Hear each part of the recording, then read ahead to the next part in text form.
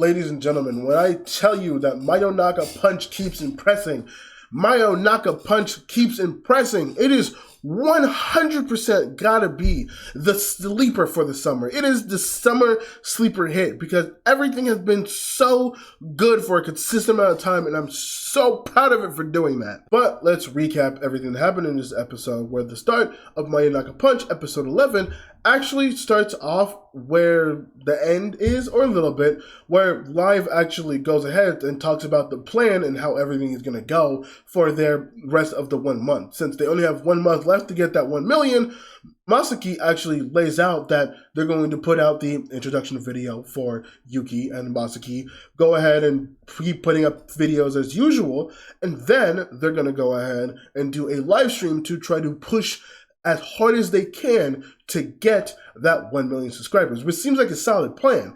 And they enacted that first one by doing the introduction video with Yuki and Live, or Yuki and Masaki, only for the comments to hit like they did. They also kind of pre-announced for themselves on Masaki's behalf that she was with Mayopan, so that was kind of a bad thing on their part, which I did, for the longest time, I didn't know what their names was. I still don't know what the blonde one's name is. But I think the green hair girl's name is Kikira or Kirara. One of those. It's very similar to the character in Genshin. I'm not 100% sure, but it's either Kirara, or Kikira. I'm not gonna lie, I'm not 100% sure, but they're not in this episode like that super intensely, so it doesn't matter. And something that I also knew was going to come back to bite her in the ass was the punching of the fan. So if you don't remember, a few episodes ago, they actually go and do like a YouTube collab event where one of the crazed fans who, you know, was obsessed over whatever little boy toy duo YouTube group Fu was also interested in, was attached to Tokage. And so a lot of people didn't like that. And because of that, one of the fans actually tried to sabotage the event.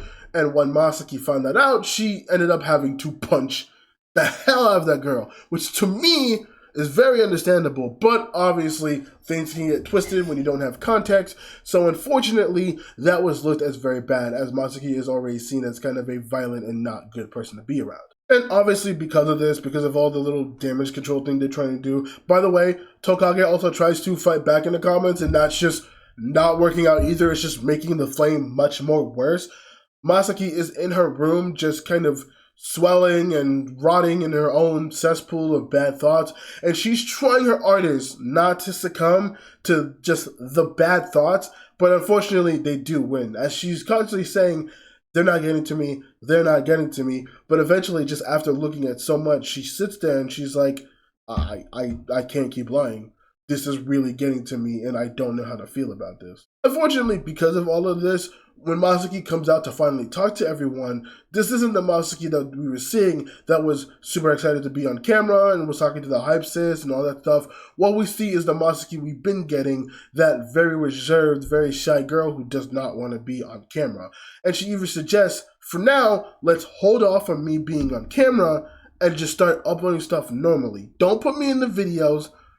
I'll be on camera at some point, but for now, we shouldn't put me on there. But of course, like the supportive friends they actually are, everyone in the house is actually saying, well, no, like, fuck them, honestly. Well, Tokage basically says that, but Ichiko actually says it a lot better, saying, listen, we're not going to go and fight every single one, but there is some truth to that. Yes, this is kind of a mess, but you're our friend. We still know who you are, and we know how you actually have changed. We don't mind having you on camera, and we want you to be on camera. But obviously, Masaki is just not having it. From there, though, Live actually starts being a bit more aggressive, actually prodding at Masaki, saying, I know you want to be on camera. I know how you're actually feeling. You do want to be on camera, but you can't help the comments. But just be on camera. We'll support you. You don't have to do this alone. And Masaki's just pushing her away, they're pushing the advances, to the point where even Live is telling her to not hide anymore and to just come be on camera. And eventually, Masaki just goes and says, get away, you stupid bat. And this triggers something in live, to where she sits there and she goes super wide-eyed. Masaki, obviously wanting to get away from everything in the comments, decides to actually go away to what I assume is the hot spring, and actually goes away for a few days to try to get away from the comments and get away from everything. And as she's there, she is finding it still kind of hard, but she is trying to ignore things as best as she can. Now, I do actually think this part will actually play some way into the growth of her trying to be on camera. But when Masaki's sitting on a massage chair trying to relax, the person next to her she sees is on a Mayopon video, and they're leaving a negative comment. A negative comment that Masaki actually notices. The girl eventually notices her, and while giving her like a weird look, she actually starts to approach her. And Masaki she's ready to throw down, but the girl actually asks for a photo and gets actually kind of excited.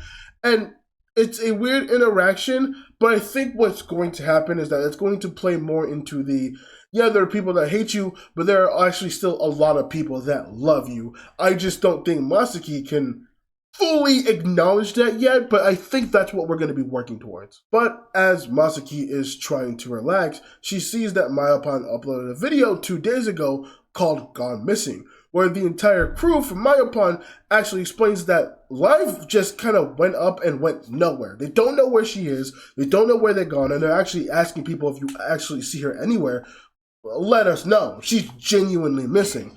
And for a minute, Masaki thinks that it's a bit. But as she's trying to contact people and trying to, get in hold of somebody, she's realizing slowly that this might not actually be a joke, and life might actually be missing. So of course she tries to rush back home, only to see that the Banpai mansion is actually completely dark. It almost looks like it was completely abandoned. And so as she's trying to go ahead and, find people and try to find her own crew, we see a masked man kind of coming out of the shadows. Well, I say masked man, but it's a masked person, because I'm going to assume it's just another band of females, if I'm being honest.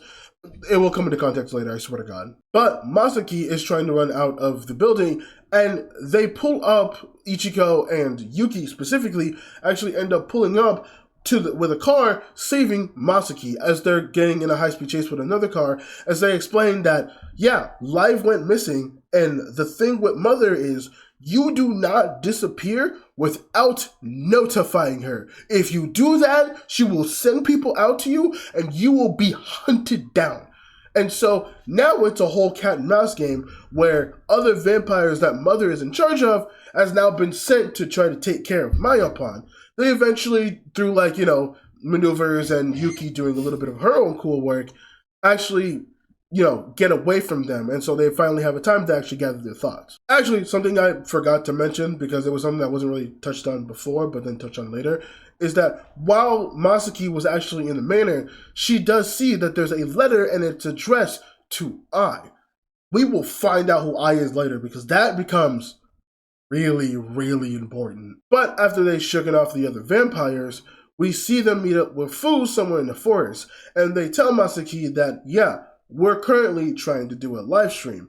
And what they inform her basically is, because of what Live's actions and what she did, Mother moved up the demolition of the Banpai mansion up by a single month. But Yuki does bring up that she moved the date forward, but she didn't necessarily cancel the plan, which means if they still get 1 million subscribers, they still keep their promise, or Mother still has to keep her promise and allow them to live, which is what they're trying to do with this live stream. And funny enough, the place that they go and have the live stream at is at the old hospital that Masaki and Liv actually met each other at. They go into the hospital, and obviously Tokage is having a problem trying to set it up, but Masaki actually talks to, I think it's Ichiko and Yuki, and she goes and tries to talk to them about who I was. And Ichiko, I'm not gonna lie, I can't remember if this was now or in the car, but Ichiko does bring up that she tried her best to remove all memory of I out of Live's memory, and says that she was actually a girl who was at this hospital. So while they're all setting up that stuff and they meet up with Tokage for a little bit, Masaki eventually goes on her own, exploring the hospital for a little bit, seeing that there's a lot of cameras, which I'll get into what I think is going to happen. But there's a lot of cameras that is happening that's all over the place. And she actually finds Ai's old room, because it says it on there. And we see that there's flowers, the room's disheveled. Like, it was a room, it's an old abandoned hospital. There's not much to it. And in that room, Masaki finally reads the letter that Live left for Ai. And as she reads it, she realized the dire situation that's happening. And she goes to run to people saying like, oh yeah, you ready to like start the live stream? And she's like, we can. I just read the letter. It says that Live is going to try to sleep away whatever bad thoughts she has, and she's going to go to sleep forever. She was sleeping for 20 years, which means that's probably what she's trying to do right now. And so while they're trying to set up the live stream, Masaki's saying, fuck that, we need to go find Live. We need to go find Live because if she's going to fall asleep, she's going to be gone forever. I don't want her to abandon me. Which we do get a little bit of Masaki caring for Live, which they do show that. They do show that they care. But it was nice seeing how emotional she got knowing that she could potentially be losing Live for a very, very long time. Yuki and Ichiko, however, sits there and is like, listen, we searched for her everywhere, farther places than you can go. We couldn't find her, so there's no way you're going to do it. But what you can do right now is do this live stream, same Bampi manner, so we actually have the space for Live to come back so we can find her. And even Ichiko goes off and says, she will come, she'll watch the live stream, and she'll know that we're here. Masaki, obviously not wanting to do that, but really having no other choice, sits there and sits in this elaborate shit with all the cameras and what they have. And, you know, as they're talking to her, they're like, hey, Masaki, you ready? She's like, fuck, if this is the plan that they got, then I gotta trust these girls. And they hit the live button. And what I was expecting next, I'm not gonna lie, I was not actually expecting it to go down this way. So what they do, right? It is Tokage, Ichiko, Fu, and Live. All of them are in a line as the live stream starting. And one of the first things they say is that we have a very big announcement to make for our live special. And they just straight up admit that they are vampires.